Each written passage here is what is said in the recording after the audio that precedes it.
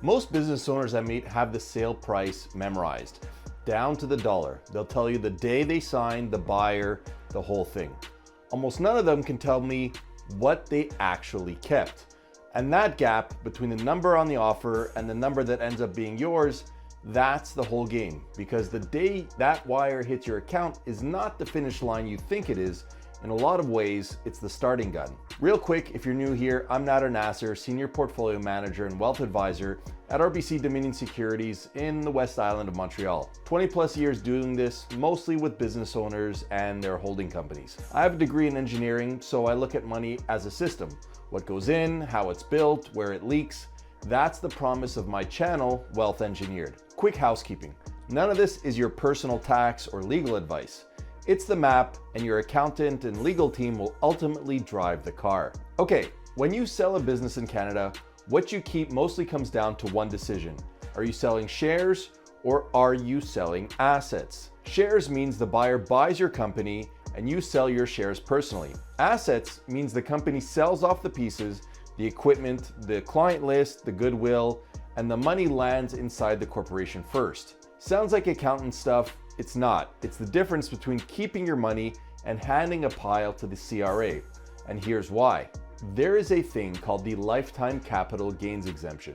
If your company qualifies, you can shelter roughly $1.25 million of the gain on a share sale completely tax-free.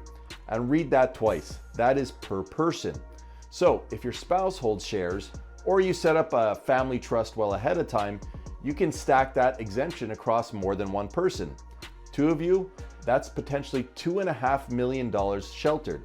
Same deal, same price, two very different tax bills. I sat with an owner a couple of years back prior to selling his business for what ended up being several $million. The family did an incredible job building a generational business from scratch, but the time had come to move on. They started the business using a basic bookkeeper and some software to run the accounting and never took the opportunity to graduate their tax advice as the business scaled. Had they sold before my specialist and I came into the picture, the family would have faced a massive tax bill, eroding much of their gains. So once my specialists were done and we introduced them to the proper legal and accounting teams, they restructured and saved themselves hundreds of thousands of dollars. In my opinion, that is money well invested. Now, I have to be straight with you about the catch. The exemption only works on the share sales only if your company passes some real tests. Roughly, the company has to be mostly an active business, not a pile of investments and idle cash sitting on the side. A company that's been hoarding cash for years or holding a business can flunk these tests. And the cleanup to fix that, your accountant might call it purification, usually has to happen a year or two before you sell, not the week of. By the time you're shaking hands with a buyer, a lot of this is already locked. On whatever part of the gain isn't sheltered, the math right now is simple. Half of the capital gain is taxable in Canada. You might remember the noise a couple of years ago about that bumping that up to 2/3. That fortunately got canceled. So as of recording this, we're back to 50%.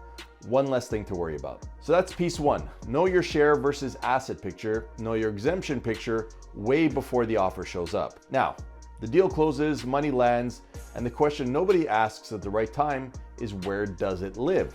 A lot of the time, especially on asset sales, the proceeds land inside your corporation, not your personal account. So now you've got a company sitting on a mountain of cash. People call that a holding company. And what you do next matters more than anything else you decide. The trade-off is this: to get that money out of the company and into your own hands, you pay yourself, salary or dividends. And that triggers personal tax. So the gut instinct, just pull it all out and be done with it, it'll torch a fortune in a single tax year. The other path, leave a good chunk inside the corporation and invest it there, well, your company then becomes your investing machine and you draw from it slowly over the years, keeping yourself out of the top tax bracket as much as possible. For a lot of owners, that's a smart move. It comes with its own rulebook. Accounts with complex names like the RDTOH and the capital dividend account become really important to use, and used right, they let you pull money out a lot more efficiently down the road. I'll do a whole video on that because it deserves one. Today, let's just focus on the headline. Personal versus corporate is not a detail you sort out later. It quietly sets your tax bill every year for the rest of your life. The honest answer for most people is some of both. Enough personal to fund your actual life, the rest working inside the structure, coming out on a schedule. And if anyone gives you a clean one-size answer to that without asking about your spending, your age, your kids, what this money is even for, they're guessing. You may want to look elsewhere for advice. Here's the part I actually wanted to get to. The first 12 months. This is where I watch smart, careful people stumble. 4 ways over and over. 1. The money just sits in cash. 4 months. And honestly, I get it. You finally took the biggest risk of your life off the table, and the idea of putting it back into something else feels crazy. So it sits. But a few $1,000,000 parked while inflation chews on it, that's its own risk. It just doesn't feel like one. You don't have to deploy it all at once. You do need a plan with dates on it. The second thing I see is what I call lifestyle creep. The boat, the place down south, upgrading everything all at once, taking all those vacations. None of it is wrong by itself, but a few $1,000,000 hits the bank account and suddenly everything seems affordable. The issue is that the money may have to last for years and sometimes even decades, and if you're not careful, it could go all wrong very quickly. Just look to how many professional athletes with multi-million-dollar incomes end up going bankrupt within just a few years of retirement. The third thing I see is the exact opposite, dumping too much back into one thing.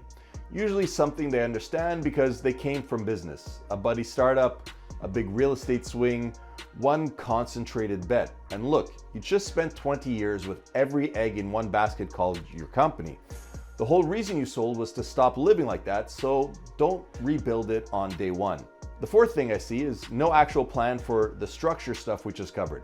Money lands, life gets loud, kids, travel, the buyer's still calling with questions, and the personal versus corporate decisions get made by default instead of on purpose.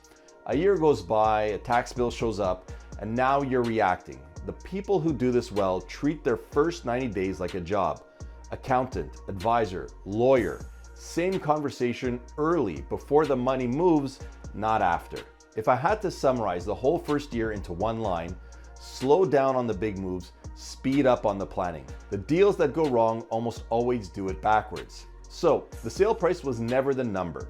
What you keep is, and that's decided by your structure and by your exemption, ideally planned years out, not just weeks. Where the money lives, personal or corporate, sets your tax for decades. Get it right early or pay for it slowly. And year one is about discipline. Don't let cash rot. Don't let spending run.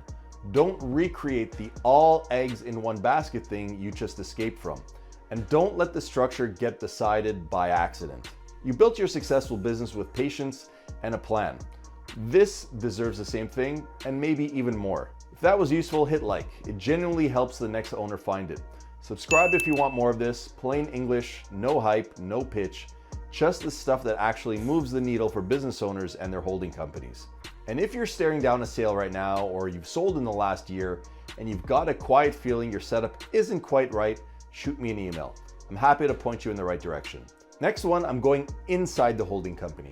How to actually invest a few $1,000,000 inside a corporation without handing half of it back in tax. I'm Nader Nasr. This is Wealth Engineered. Thanks for watching, and I'll see you in the next video.